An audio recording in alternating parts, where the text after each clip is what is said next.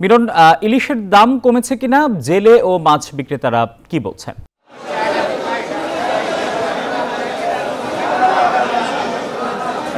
ধন্যবাদ আপনাকে। এখন হচ্ছে ইলিশের মূল একটু ভরা মৌসুম, কিন্তু ইলিশ কিন্তু বাজারে আসতে শুরু করেছে, বেশ ভালো ইলিশ আসছে। তবে ব্যবসায়ীদের অভিযোগ হচ্ছে যে এই সময়টায় বড় আকারের ইলিশ আসার কথা, কিন্তু এখন ইলিশ আসছে সবচেয়ে ছোট আকারের ইলিশ বেশি আসায় সংকট দেখা দিয়েছে।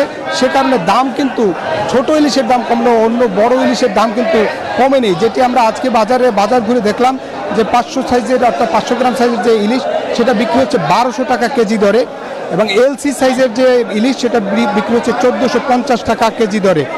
অন্যদিকে কেজি সাইজের যে ইলিশ সেটা বিক্রি হচ্ছে 63,000 টাকা মন। 1200 গ্রামের যে ইলিশ সেটা বিক্রি হচ্ছে 1650 টাকা, এবং 1500 গ্রামের উপরে যে ইলিশ সেটা বিক্রি হচ্ছে 2000 টাকা। অর্থাৎ ইলিশের দাম কিন্তু সেভাবে কমেনি।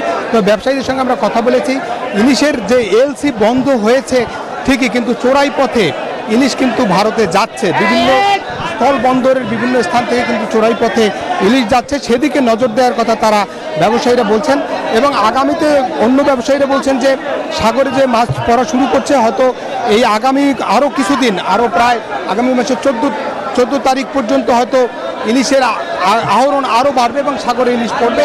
তখন হয়তো ইলিশের দাম কিছুটা কমে আসতে পারে, এটাই ধারণা করছেন ব্যবসায়ীরা। এবং কিন্তু ক্রেতারা বলছেন যে ইলিশের দাম এলসি বন্ধ হলো ইলিশের দাম কমেনি, বরং ক্ষেত্র বিশেষে অনেক বেড়েছে, যা সাধারণ মানুষের নাগালের বাইরে। এই ছিল বরিশালে ইলিশ মোকাম থেকে আমার কাছে ইলিশের সবশেষ তথ্য। ফিরছি স্টুডিওতে। মিরন, আপনাকে ধন্যবাদ। এনজিওর কিস্তি প্রথমবার বিকাশ পেমেন্ট করলেই 20 টাকা ইনস্ট্যান্ট ক্যাশব্যাক।